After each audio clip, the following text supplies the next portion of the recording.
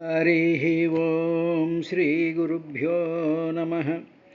మానితశ్యామాయ మానశరీరధీదితులు నల్దిక్కుల దీటుకొనగా కాంచన మేఖలా కాంతులతోడ కౌశేయ చేలద్యుతుల్ సెలిమిసేయ లక్ష్మీ సమాయుక్త లలిత వక్షంబున వైజయంతి ప్రభల్వన్యజూప హాటకరత్న కిరీట కోటి ప్రభల్బలార్కరుచులతో మేళమాడ లలిత నీలాభ్రరుచి కుంతలములుదనర ప్రవిమలాత్మీయ దేహజ ప్రభసరోజ భవ భవామరముఖ్యుల ప్రభలమాప అఖిల లోకైక గురుడు నారాయణుండు సలలిత శంఖ చక్ర జలజాత గదాశర చాప ఖడ్గ నిర్మల రుచులం సువర్ణ రుచి మన్మణి కంకణ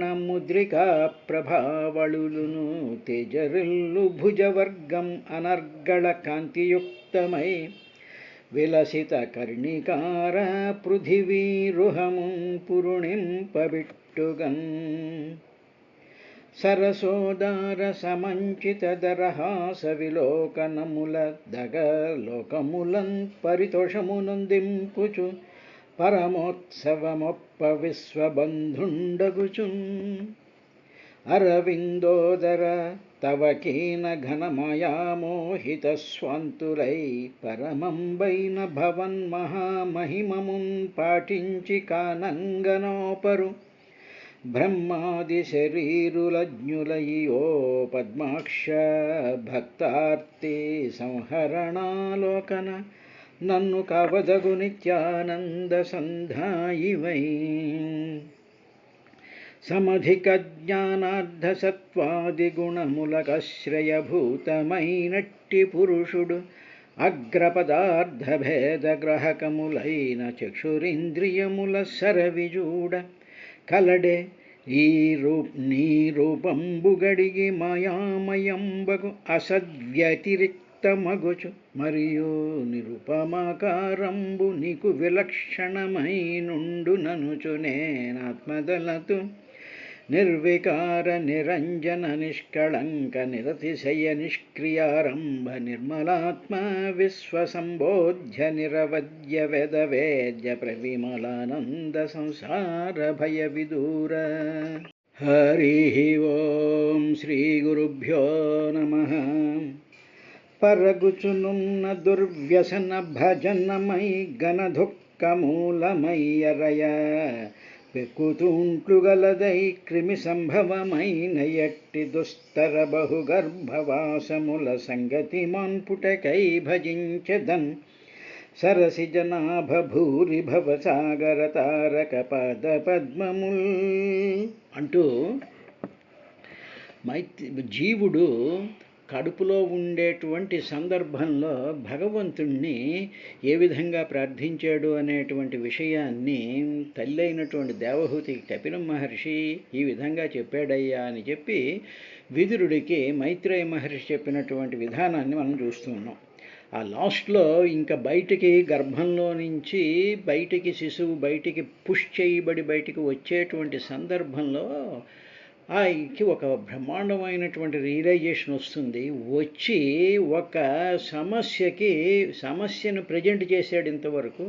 దాని యొక్క సొల్యూషన్ కూడా తనకి తోచినటువంటిది చెయ్యవలసినటువంటి సమస్యకి పరిష్కారాన్ని తీసుకొచ్చాడు. ఇక్కడ సమస్య ఏమిటి అంటే 10 మాసాల పాటు శరీరమే నేను అనుకునేటువంటి మాయలో పడిపోయి అంటే దేహాభిమానాన్ని పెంచేసుకుని కష్టసుఖాలను అనుభవించేటువంటి స్థితిని తన యొక్క స్థితిగా మార్చేసుకుని తరువాత అంతకుముందు భూత భవిష్యత్ వర్తమానాలన్నింటినీ కూడా చూడగలిగినటువంటి జ్ఞానం కలిగి ఆ తరువాత అఖండము విశుద్ధము బ్రహ్మాండమైనటువంటి జ్ఞానస్వరూపమైనటువంటి ఆ నిర్గుణ నిరాకార నిష్కళంక స్వరూపమైనటువంటి పరమాత్మను చూసినటువంటి జీవుడు తానిక బయటికి వచ్చేసేటువంటి సందర్భంలో ఈ శరీరమే నేను అనేటువంటి భావం తరువాత తనకి వచ్చేటువంటి జఠరాగ్ని, తరువాత ఆ మలమూత్రాదుల్లో పడి ఉండి క్రిమికీటకాదుల చేత తాను పడుతున్నటువంటి బాధ, తరువాత తాను చేయి కాలు కూడా ఆడించలేనటువంటి స్థితి, రెండు కాళ్ళు పైకెత్తి బుర్ర కిందకి పెట్టేటువంటి తలక్రిందులుగా ఉండేటువంటి స్థితి, కదలలేనటువంటి స్థితిలో ఉన్నటువంటి జీవుడు ఇది ఓహో ఎన్ని రకాలైనటువంటి స్థితుల, బాధాకరమైనటువంటి స్థితులతో జన్మలలో కూడా ఈ బాధను నేను అనుభవించాలి అనేటువంటి సమస్యను ముందు ప్రొజెక్ట్ చేసి, స్వామి ఈ సమస్యలు ఉన్నాయి, అదేవిధంగా బాహ్యానికి వచ్చిన తరువాత బాహ్యంలో ఉండేటువంటి ప్రకృతిలో ఉండేటువంటి ఆదిదైవిక ఆధ్యాత్మిక ఆదిభౌతికమైనటువంటి తాపత్రయాలు కూడా ఉంటూ ఉంటాయి. పుట్టినప్పటి నుంచి మరణం పర్యంతము కూడా అనేక రకాలైనటువంటి కష్టాల్లోనూ సుఖాల్లోనూ పడుతూ ఉండి ఆరోగ్యాలతోనూ అనారోగ్యాలతోనూ ఆకలి దప్పులతోనూ అవమానాలతోనూ సన్మానాలతోనూ పడేటువంటి స్థితి ఉంటుంది. కాబట్టి ఇటువంటి పరిస్థితులు లోపలేమో ఈ విధంగా ఉంటుంది, బయటకు వస్తే ఆ విధంగా ఉంటుంది. ఇది సమస్య. ఈ సమస్యల యొక్క పరిష్కారం ఏమిటి అంటే అప్పుడు బహుగర్భవాసముల సంగతి మాన్పుటకై, బహుగర్భవాసముల అంటే ఈ బయటకు వచ్చిన తర్వాత రకరకాలైనటువంటి కర్మలు చేస్తాడో ప్రారంభ కర్మ వస్తుంది, మళ్ళీ జన్మ వచ్చేస్తూ ఉంటుందిగా. కాబట్టి బహుగర్భవాసముల సంగతి మాన్పుటకై, ఇలాగ బహుగర్భాల్లో ఫ్యూచర్లో ఇంకా అలాగ జన్మలు ఎత్తుకుని పోయే గర్భంలో పడేటువంటి బాధ, బయటకు వచ్చిన తర్వాత పడేటువంటి సుఖదుఖాల బాధల్ని మాన్పుటకై అప్పుడు ఈయన సొల్యూషన్ చెప్తున్నాడు జీవుడు. అంటే జీవుడికి ఆ జ్ఞానం భగవంతుడు ఇచ్చాడు. అప్పుడు ఆ జీవుడు ఒకటే ఒక సొల్యూషన్ చెప్పాడు. ఏమిటంటే బహుగర్భవాసముల సంగతి మాన్పుటకై భజిస్తాను, నేను ప్రార్థన చేస్తాను, ధ్యానం చేస్తాను, మనసులో పెట్టుకుంటాను. ఎవరిని? సరసి జనాభూరి భవసాగర తారక పాద పద్మముల్. సరసిజనాభుడైనటువంటి ఆ శ్రీ మహావిష్ణువు యొక్క సాకార రూపంలో ఉండేటువంటి ఆయన యొక్క పాదపద్మముల్, ఆ పాదపద్మాలని నేను హృదయంలో పెట్టుకుంటాను. అవి ఏమిటి అంటే భవసాగర తారక, భవసాగరం అంటే ఈ సంసారము అనేటువంటి సాగరాన్ని తారక తరింపజేసేటువంటిది, అంటే దాటించేటువంటివి ఆ పాదపద్మములు. అది మనసు హృదయంలో పెట్టుకున్నప్పుడు మాత్రమే గర్భంలో పడేటువంటి సుఖదుఖాలు, అదేవిధంగా బయటకు వచ్చేటువంటి కష్టసుఖాలు, ఆరోగ్యాలు అనారోగ్యాలు, ద్వంద్వాలు, వీటిలన్నిటికీ ఇవన్నీ సమస్యలు. ఈ సమస్యలకి ఏకైక పరిష్కార మార్గం ఏమిటంటే సరసి జనాభూరి భవసాగర తారక పాద పద్మముల్ భజించదం అని ఆ గర్భస్థంలో ఉండేటువంటి సొల్యూషన్ తీసుకొచ్చి చెప్పాడు. ఇప్పుడు ఇంకొకటి కూడా మనం జాగ్రత్తగా గమనించినట్లయితే అందులో ఆయన ఏమి చెప్పాడు అంటే, నేను స్మరిస్తూ ఉంటాను. దేని ద్వారా స్మరిస్తూ ఉంటాను హృదయంలోనంటే ఆత్మానం ఆశు తమస సృదాత్మవై ఉద్ధరిష్య. ఇప్పుడు నేను ఎలా భజిస్తూ ఉంటాను అంటే ఈ సమస్యల నుంచి పరిష్కారం కావాలి అని నేను నిన్ను భజిస్తూ ఉంటాను కదా. ఏ విధంగా భజిస్తూ ఉంటానంటే ఆత్మనాయేవ, ఆత్మన అంటే ఇక్కడ మనసు బుద్ధి ద్వారా ఉపసాదిత విష్ణుపాద, ఎక్కడ హృది ఉపసాదిత విష్ణుపాద, హృదయంలో పొందించబడినటువంటి శ్రీహరి యొక్క పాదపద్మాలని బుద్ధి ద్వారా నేను ధ్యానిస్తాను అన్నాడు. ఇక్కడ రెండు పదాలు వాడాడు. ఉపసాదిత విష్ణుపాద అంటే బుద్ధి ద్వారా, ఆత్మానం ఏవ బుద్ధి ద్వారా హృదయంలో విష్ణుపాదాలను ప్రతిష్ఠించుకుని నేను ధ్యానం చేస్తాను అన్నాడు. ఇక్కడేమో బుద్ధి హృదయము రెండు ఉన్నాయి. అంటే బుద్ధి అందుకనేమిటంటే సర్వ సాధనలకి సర్వ కార్యక్రమాలకి మనం చేసేటువంటి ప్రతి పనికి కూడా కారణం ఏమిటంటే మనస్సు. మనసు అంటే బుద్ధిగా, కాబట్టి మనస్సు. ఈ మనసే ఏం చేస్తుంది అంటే అన్ని అనుభవాలని ప్రోగు చేసుకుంటుంది, వాసనల కింద కన్వర్ట్ చేస్తుంటుంది, ఆ తర్వాత బుద్ధి రూపంలో స్థిర నిశ్చయం చేసుకుంటుంది. ఇప్పుడు బుద్ధి ద్వారా హృదయంలో స్థాపించుకుంటాను అనేటువంటి మాట అంటే ఏమిటంటే బుద్ధి అంటే స్థిర నిశ్చయం చేసుకోవాలి. ఏమిటి? ఇంకో ఈ సమస్యలన్నీ ఇలా ఉన్నాయి, ఇవన్నీ సమస్యలు. ఈ సమస్యల నుంచి శీఘ్రంగా నేను బయటపడాలి అంటే అంటే ఇది ఆ హృదయంలో ఆ పాదపద్మాలని స్థిరంగా ఉంచుకుని దాని మీదే దృష్టి పెట్టుకుని దానినే ఆరాధిస్తూ దానినే మననం చేస్తూ దానినే పూజిస్తూ దానినే భజిస్తూ ఉండాలి అనేటువంటి నిశ్చయం ఏం చేస్తుంది? బుద్ధి చేస్తుంది. కాబట్టి బుద్ధి ఆ విష్ణు పాదపద్మాలని హృదయంలో నిలుపుకోవడానికంటే విష్ణు పాదపద్మాలు చూడాలి కదా. అంటే ఉదాహరణకి సరే ఏ గుడికో వెళ్ళాం, వెంకటేశ్వరం ఉంటారు, ఏదో అమ్మవారు ఉంటాయి, ఏవో పాదపద్మాలు ఉంటాయి, ఫోటోలు ఉంటాయి, మహానుభావుల యొక్క పాదపద్మాలు ఉంటాయి. ఇప్పుడు కళ్ళతో చూసామనుకోండి, ఒకసారి కళ్ళతో చూస్తే కళ్ళు హృదయంలోకి ఆ పాదపద్మాలను తీసుకురావు. కళ్ళతో మనం చూసినటువంటి ఆ పాదపద్మాలను మైండ్లోకి పంపిస్తాం. అప్పుడు మైండ్ ఏం చేస్తుందంటే, ఓహో ఈ పాదపద్మాలను నా మైండ్లో రికార్డ్ చేశాను, ఈ రికార్డు చేసినటువంటి పాదపద్మాలని హృదయంలోకి నేను ట్రాన్స్ఫర్ చేస్తున్నాను అని చెప్పి మనసు కింద ఉండేటువంటి హృదయంలోకి ట్రాన్స్ఫర్ చేస్తాయి. అదే చెవులతో ఏదో మంచి కీర్తనలు విన్నాం అనుకోండి, భగవంతుడి యొక్క స్తోత్రాలు విన్నాం అనుకోండి, లేకపోతే కంఠంతో పారాయణ చేస్తున్నాం అనుకోండి. ఇప్పుడు పారాయణ చేస్తున్నప్పుడు కంఠం హృదయంలోకి దాన్ని నింపి పెట్టదు. ఆ స్తోత్రంలో ఉండేటువంటి అర్థాలని కానీ భావాలని కానీ ఆ దృశ్యాలని కానీ కంఠంలో వచ్చేటువంటి శబ్దం పెట్టదు. ఈ శబ్దాన్ని మనసులోకి పంపించిన తర్వాత మనసు ఆ శబ్దంలో ఉండేటువంటి అర్థాన్ని దృశ్యాన్ని భావాన్ని ప్రాసెస్ చేసిన తర్వాత మనసు ద్వారా దీంట్లో పెట్టాలి. అందుకని ఏంటంటే మామూలుగా మనం ఏం చేస్తుంటే గుళ్ళోకి వెళ్తే అమ్మ చూసామండి, పాదాలకు నమస్కారం చేసుకున్నాండి, అయిపోయిందండి, కొబ్బరికి ముక్కలు తినేసామండి, బయటకు వచ్చాము, షాపింగ్కి పోయామండి. అంటే ఏమిటి? నువ్వు కళ్ళతో చూసేసాను అని సంతృప్తి పడుతున్నావు కాదు. ఆ కళ్ళతో చూసావు, చెవులతో స్తోత్రం విన్నావు, నోటితో పారాయణ చేస్తున్నావు. పారాయణ చేసిన తర్వాత ఏం చేయాలి? విష్ణుర్ వషట్కారో భూత భవ్య భవత్ ప్రభు అని చదువుకుంటూ ఉండేటప్పుడు దాని అర్థాలు తెలియకపోతే ఏదైనా గుళ్ళో ప్రవచనం పెట్టింటికి వద్దనుకున్నాం కాబట్టి, ప్రవచనాలు వద్దనుకున్నాం కాబట్టి పోనండి, వదిలేయండి. దాంట్లో ఉండేటువంటి అర్థాల ద్వారా అర్థాలని మనం మననం చేసుకుంటూ కనీసం రోజుకి 2 నామాలు 3 నామాల యొక్క అర్థం తెలుసుకుని ఆ యొక్క భావాన్ని ఆ యొక్క అనుభవాన్ని మనసులో పెట్టుకుని అది హృదయంలోకి నింపుకోవాలి. అందుకని బుద్ధి ద్వారా ఆత్మానేవ ఉపసాదిత విష్ణుపాద అన్నాడు. ఇది మనం చేయాల్సినటువంటి సాధన. అంటే వెళ్ళి గుళ్ళోకి వెళ్ళడం, చూసేసి ప్రదర్శన చేసుకుని బయటకు వచ్చేసేసి షాపింగ్కి వెళ్ళిపోవడం కాదండి చేయాల్సిందే. మైండ్కి పని చెప్పాలి. మైండ్కి పని చెప్పిన తర్వాత అలాగే దాన్ని కాసేపు కూర్చొని ఏకాంతంగా కూర్చుని ఆ చూసినటువంటి దృశ్యాన్ని వాసన కింద మార్చుకుని ఆ వాసన హృదయంలోకి తీసుకొచ్చి చేయాలమ్మా. ఇది సొల్యూషన్ తప్ప గుళ్ళకెళ్ళి పూజలు చేసేసి అష్టోత్తరాలు చేసేసి అక్షంతలు ఈ పక్క నుంచి ఎడం పక్క నుంచి నీ పెళ్ళం పక్క నుంచి ఇటువంటివి ఇవి కావు.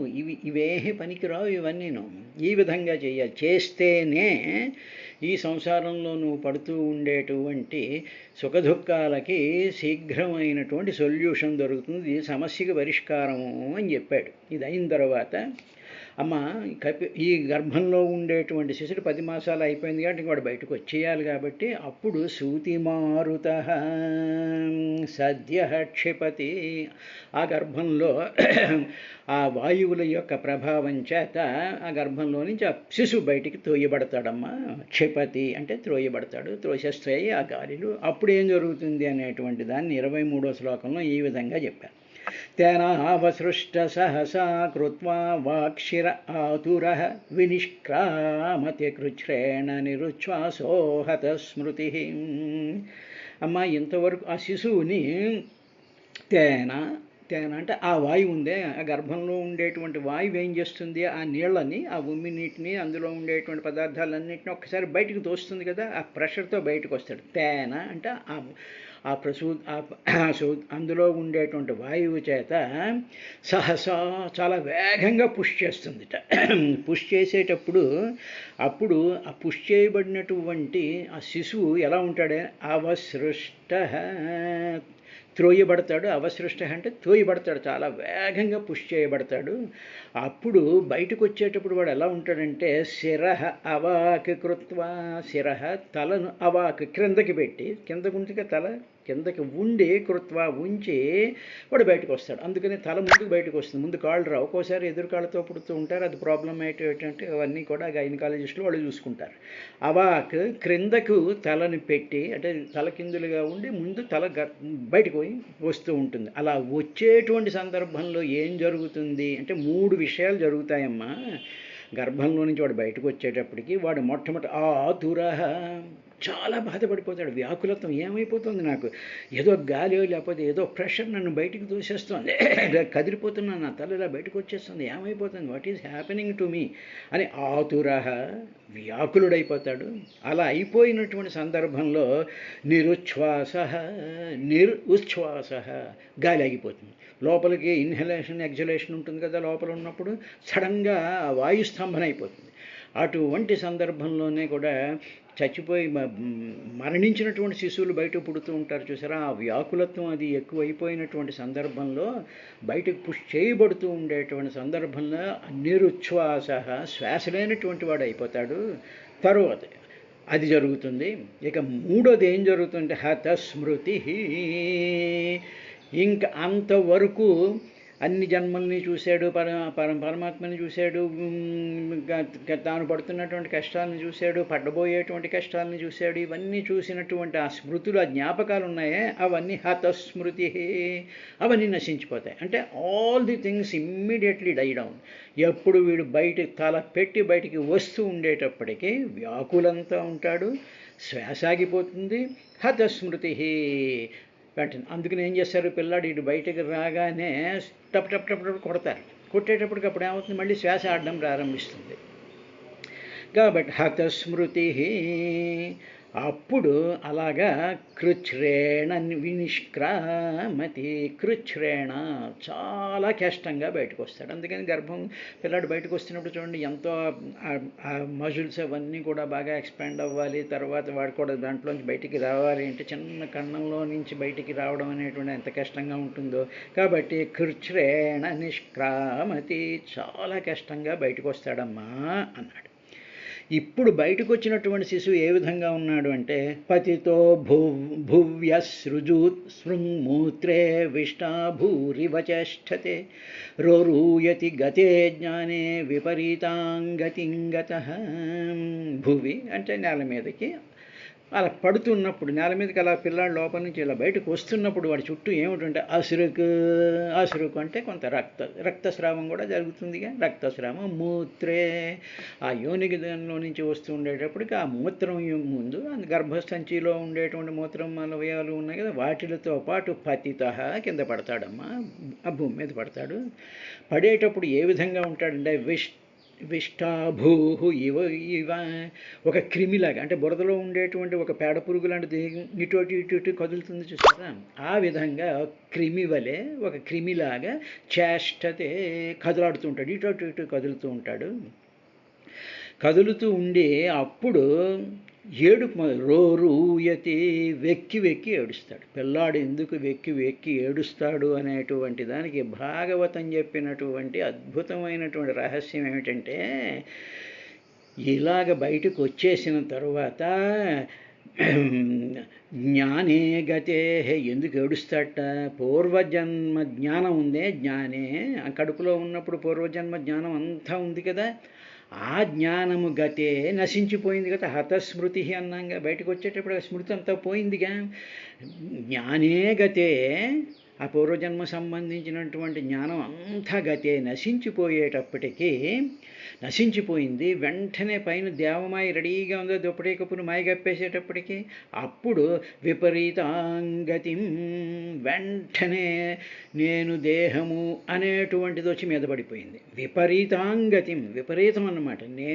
నేను దేహాన్ని కాదు, నువ్వు దేహంరా బాబు అనేటువంటి విధంగా మాయ వచ్చి పుష్ చేసేసింది. అప్పుడు విపరీతాంగతిం, జ్ఞానానికి విరుద్ధమైనటువంటిది. అంటే నేను శరీరం కాదు, నేను మనసు కాదు, నేను కష్టసుఖాలు అనుభవించేటువంటి మనసుని కాదు, నేను జీవుణ్ణి, నేను జ్ఞానస్వరూపుణ్ణి, భగవంతుని చూసినటువంటి వాడిని అనేటువంటి జ్ఞానం గతే నశించిపోతుంది, బయటికి హతస్మృతి బయటికి రాగానే. అటువంటి పరిస్థితిలో వాడికి సరే ఆ జ్ఞానం పోతే ఇంకో ఏ జ్ఞానం వచ్చి పడిపోయిందంటే విపరీతాంగతి, అంటే నేను దేహాన్ని అనేటువంటి ఒక స్ఫురణ, ఒక జ్ఞానం, అది కూడా జ్ఞానమేగా. నేను దేహాన్ని అనుకోవడం కూడా ఒక జ్ఞానమేగా, ఒక తెలివేగా, అది విపరీతాంగతి అంటారు దాన్ని.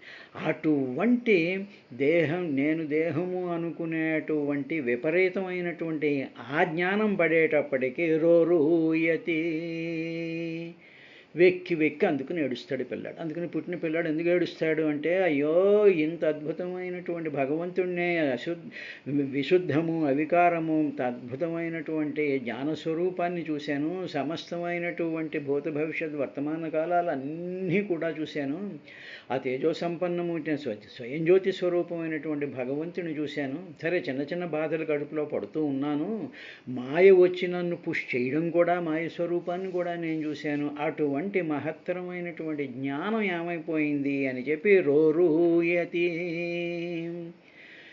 ఏడుస్తాడు, వెక్కి ఏడుస్తాడు.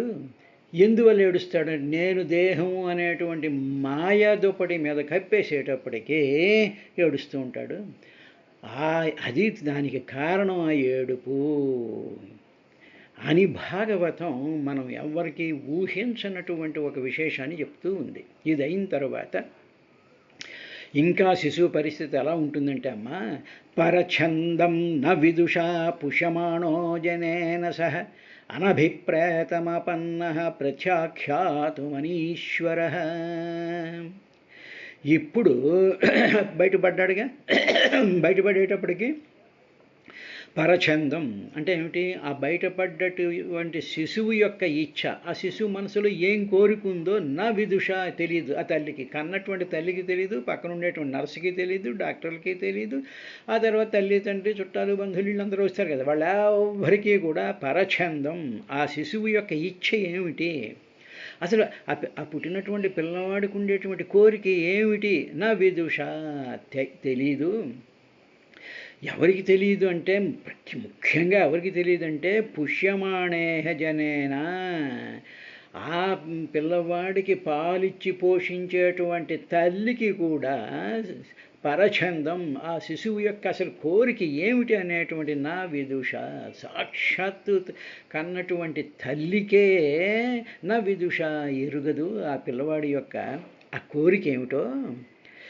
తరువాత అటువంటి ఆ శిశువు వాడు బయటకు వచ్చేటప్పటికి అది తల్లి అని, తను ఎన్నో తల్లుల గర్భంలో నుంచి పుట్టుకొచ్చినప్పుడు ఇది కొత్త తల్లి వచ్చింది, ఇటువంటి కొత్త తల్లి ఇదేంటో కొత్తగా ఉంది ఈవిడ అనేటువంటి స్థితిలో అనభిప్రేయంతం, ఇష్టము కాని దానిని ఆపన్న పొందాడు. ఇష్టం కాదు తనకి, అసలు ఈ జన్మలు ఎత్తడమే ఇష్టం కాదు.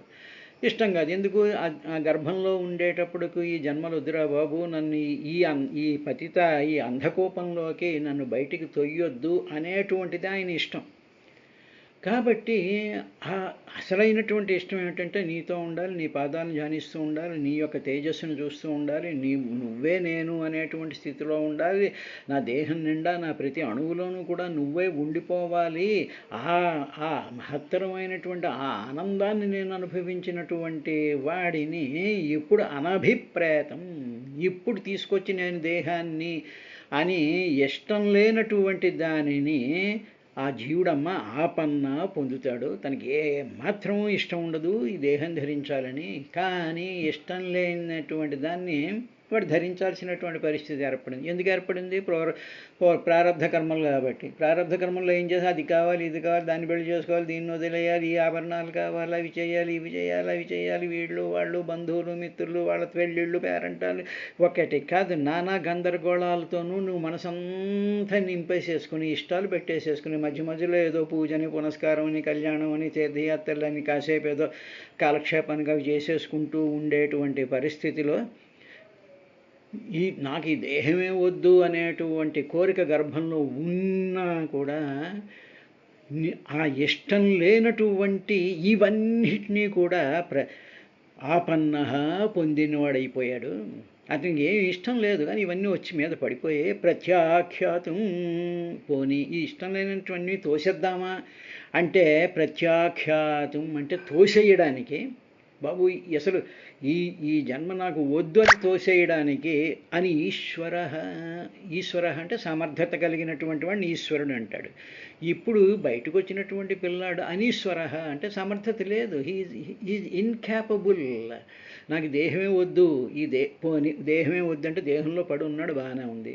అప్పుడు ఈ దేహం వ్యవస్థ నుంచి నేను వేరు నా దేహం వేరు అనేటువంటి జ్ఞానాన్ని పెంపొందించుకునేటువంటి శక్తి కూడా లేదు. ఇప్పుడు భగవాన్ రమణ మహర్షులు ఉన్నారనుకోండి, ఆయన పుట్టిన తర్వాత ఏమిటి, ఆయన 19 ఏడో 17 ఏటో వచ్చేసేటప్పటికి ఈ దేహం నేను కాదు అని చెప్పి ఆ దేహాన్ని త్రోసిపుచ్చినటువంటి ఈశ్వరత్వం, ఆ శక్తి ఆయనకు వచ్చింది. అదే పరమాచార్యులు వారు, పరమహంస కానీ వీళ్ళందరికీ ఆ శక్తి ఉంది వాళ్ళకి, వాళ్ళు దే ఆర్ సమర్థులు. కానీ ఈ మానవుడు సమర్థుడు కాదు. ప్రత్యాఖ్యాతం అనీశ్వర, అలా తోసిపెట్టేయడానికి సమర్థత లేనటువంటి వాడి కింద భూమి మీద పడతాడమ్మా ఈ జీవుడు అని చెప్పడంలో నీకు సమర్థత ఏమిటంటే నేను దేహాన్ని కాదు అనేటువంటి సమర్థతని పెంచుకోవడమే సాధన అని చెప్తుంది. రేపటి కార్యక్రమంలో మిగతా విశేషంతో వస్తాను.